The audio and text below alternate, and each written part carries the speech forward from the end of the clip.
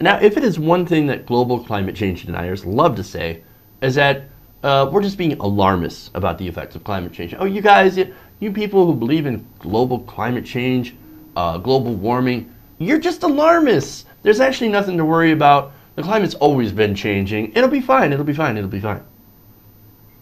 Well, a new study comes out and shows that again, that criticism is absolutely bullshit. It undermines that criticism and actually makes the point that we have not been being alarmist enough about the effects of climate change. The Independent reports that according to this new study, current predictions of climate change may significantly underestimate the speed and severity of global warming. Meaning, sound the alarm. It's very possible that it is worse than we thought.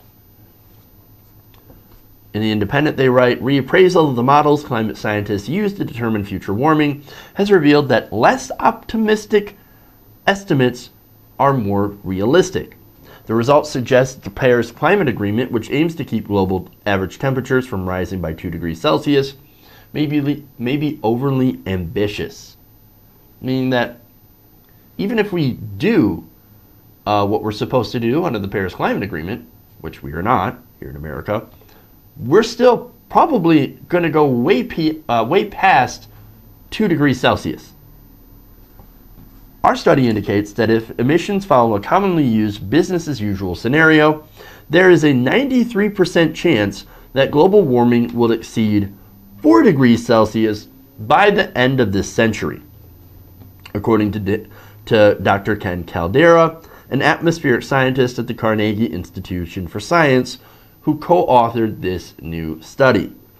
The Paris Agreement, as I said, aimed for about 2 degrees, and we're not even going to hit close to that.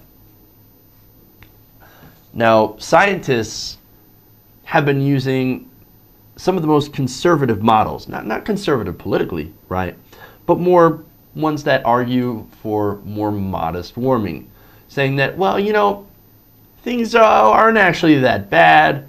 Climate change is not accelerating quite beyond our control yet. So we've got time. If we've got time, we can do some slow changes over the next, decade or 2 decades, and we'll be A-okay. Well, that is not what we're seeing. Look, and I think the reason that scientists use a lot of these conservative models is because political conservatives continue to push back against it by saying, oh, you guys are just alarmist. Global warming is actually a hoax from China. And they're just trying to say, no, there's data here. Look at it. It's not end of the world stuff to make it more believable, but we got to do something about it. And that's the major point that they're trying to hammer home. It's not been effective, and it hasn't worked. So here's where we're at. Now, the study looked at all the different models and realized that the ones that with the higher estimates were more likely to be accurate, meaning it is worse than any of us thought, even the scientists who are now embracing the study.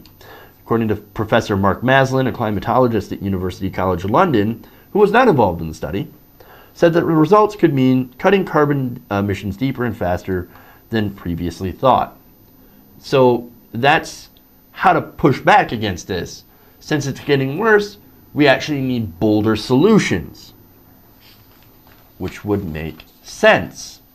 Now, he says, to achieve these targets in climate negotiations must ensure, that the global emissions cuts start as planned in 2020 and continue every single year thereafter. And what are we doing? What is America doing? Well, we already walked away from the Paris Climate Agreement, so that's over with. And I criticize the Paris Climate Agreement for not being strong enough, for not being binding enough.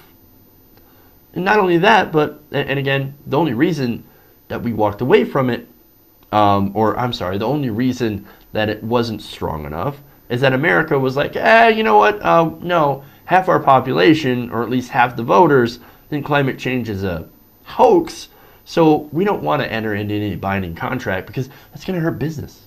It's going to hurt the corporations for no reason, for no tangible benefit. That's what it was there. The Republicans, man, they're the only party in the world where a majority doesn't believe in scientific evidence or facts or logic or reason at all. As far as Trump, well, Trump gets elected, and the GOP, this party that doesn't believe in facts, actually takes over as the dominant political party because the Democrats sucked so terribly. And what have they been doing since they got there? Deregulation. They've eliminated all these Obama regulations on the like the Clean Power Plan and things that actually help to curb pollution. And then Trump himself has been trying to prop up the coal industry that is dying, and they continue to push climate change as a hoax.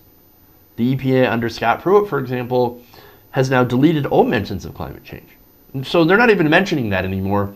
They've scrubbed it. It's gone.